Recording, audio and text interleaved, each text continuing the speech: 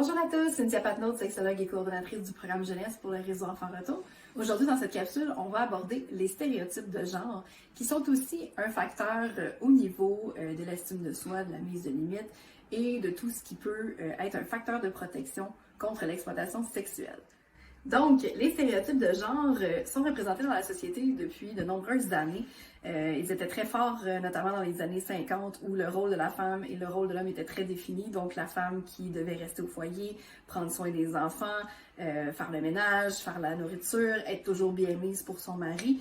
Et le mari qui devait être un pourvoyeur, qui devait ne pas laisser montrer ses émotions et qui devait ramener le pain sur la table. Donc, on le voit encore aujourd'hui, naturellement, avec les jouets, souvent, avec les enfants. Donc, les jouets qui vont être catégorisés pour les filles ou pour les garçons. Donc, le stéréotype de genre, c'est d'associer soit une qualité, soit un objet ou un métier à une personne selon son genre. Donc, il y a des métiers souvent qu'on va appeler qui sont traditionnellement féminins ou masculin. Et c'est un petit peu cette conception-là qu'on essaye de démystifier et d'enrayer éventuellement parce qu'il faut apprendre à souligner les talents de chacun, les qualités de chacun en égard de ce qu'ils sont en tant que personne et non pas en égard de s'ils sont considérés comme des hommes ou des femmes. Pour illustrer mon propos, j'ai fait appel à deux personnes qui ont accepté de témoigner. Donc, j'ai Andréane d'un côté et j'ai Vincent de l'autre. Donc, les deux font justement soit un travail ou un passe-temps qui est non traditionnellement féminin ou masculin. Et je leur ai demandé de nous en parler un petit peu et d'expliquer c'est quoi leur cheminement et comment le soutien de leurs parents les a aidés à travers ça. Donc, je leur fais la place. Bonjour tout le monde. Mon nom, c'est Andréane Paris. Plus souvent surnommé des paris pour les intimes. Je fais un sport non traditionnel, c'est-à-dire que je suis une athlète de powerlifting.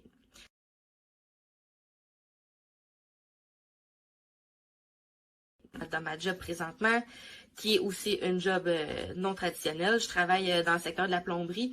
Puis j'ai fait mes études aussi en mécanique automobile, donc je suis mécanicienne de métier. Pour moi, être athlète de powerlifting, c'est une immense fierté. Le sport, dans un milieu de gars, je l'ai appris à la dure. Par contre, ça m'a donné de merveilleux outils dans ma vie de tous les jours, dans n'importe quelle sphère de ma vie. Ça m'a donné de très bons outils pour affronter tous les obstacles. J'ai toujours été un peu tomboy, un petit peu en dehors des autres. À part des autres. J'ai toujours été quelqu'un qui était plus porté à se tenir avec des garçons au primaire, au secondaire. J'ai toujours été attirée en plus qu'est-ce qui est typiquement gars. Puis ça, dans ma vie, ça m'a causé beaucoup, beaucoup de remises en question.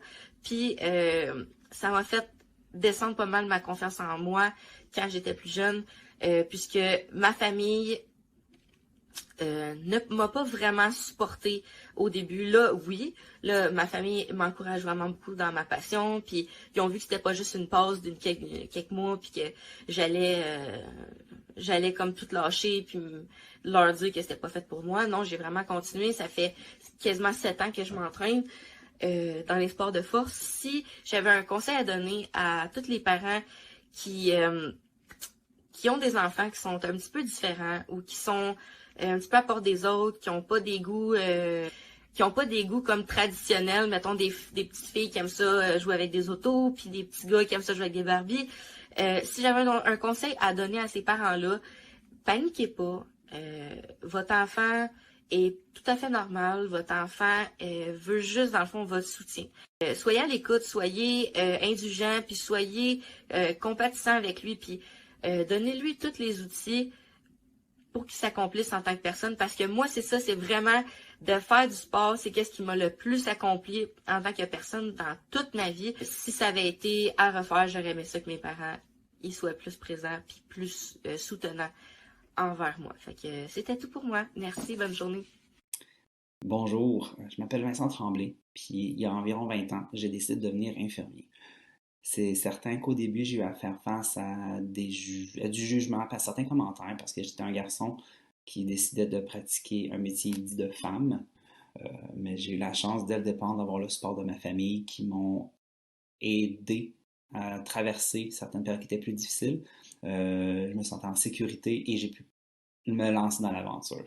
Mes amis aussi ont été importants en normalisant ma situation.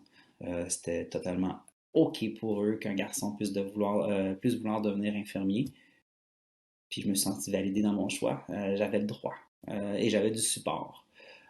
Donc, je les remercie, tous ces gens-là, parce que grâce à eux, je suis devenu infirmier. J'ai découvert une profession que j'adore. Être infirmier, être infirmière, c'est prendre soin des gens avec une grande rigueur scientifique, mais aussi c'est un art pour être capable de rentrer en contact avec des gens dans des situations qui sont pas toujours faciles.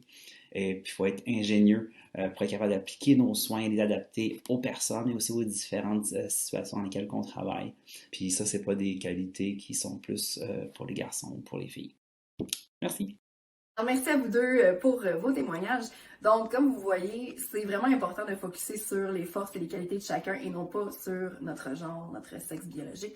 Donc, c'est important. Et quand je vous dis ça, ce n'est nullement pour moraliser personne, hein. Je sais que c'est facile. Je sais que certains d'entre nous, on aime ça que notre fille soit habillée en rose, que notre fils soit habillé en bleu, que notre fils joue avec des camions ou notre fille avec des poupées.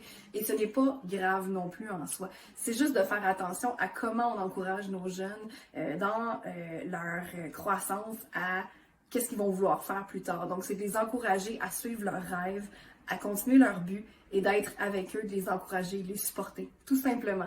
Donc voilà, je vous remercie et j'ai bien hâte de vous voir pour la prochaine capsule.